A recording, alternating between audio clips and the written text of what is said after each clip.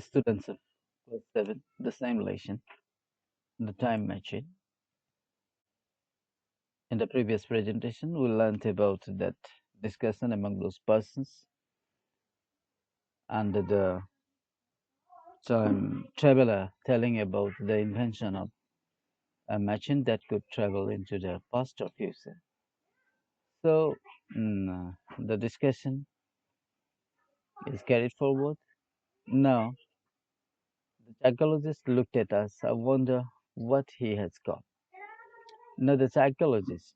Now, before this, the time traveler had gone to fetch his machine. Now, they had a discussion. The psychologist looked at us. I wonder what he has got. He tells like that. Some silly trick or other, said the medical man.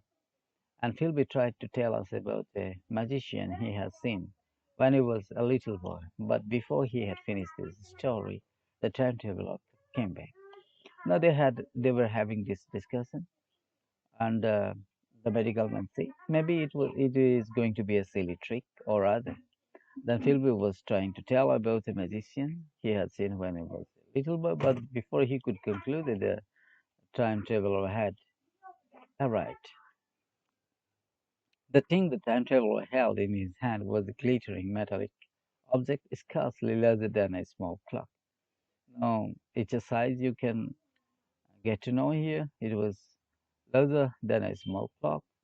It was a glittering metallic object and very delicately made. There was ivory in it and some transparent crystalline substance.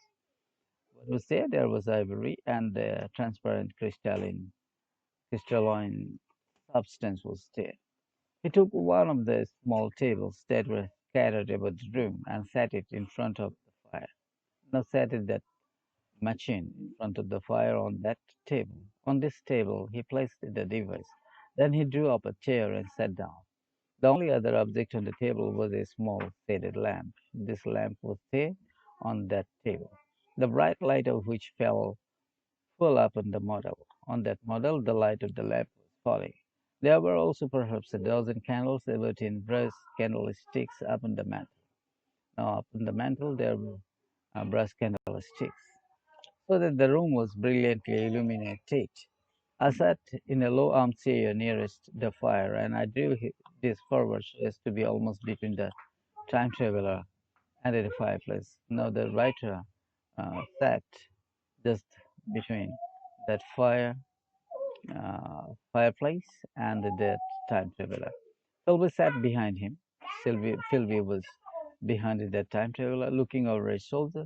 The medical man and the provincial mayor watched him in profile from the right, the psychologist from the left. Now, those two persons were on the right, and the psychologist who was on the left. The very young man stood behind the psychologist. We were on the alert. They were very much alert. It did not seem possible that he would be able to play a trick on us in any way. Now, it was impossible for the time traveler to play any trick on them. So they surrounded that time traveler so that no trick can be played on them. So this much you find here in this slide. Let us move on to the next to see what is there.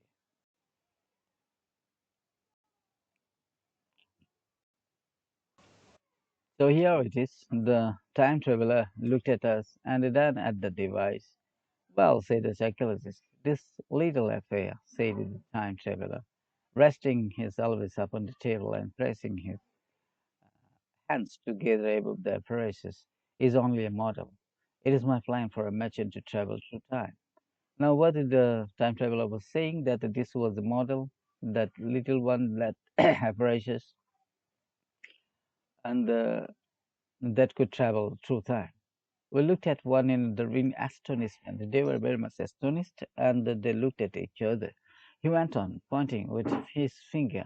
Here is here is one little white lever, and here is another. Then two levers were there, and he saw them. When I press this lever, the machine will glide into the future. He saw that if he pressed one lever, then it would go to the future, and when I press the other, I will travel back into the past. When he presses the other, the machine will go to the first. So these are the things that you got to know about this lesson. So this much in this presentation will come up with new things in the next. Till that time, bye, students. Thank you.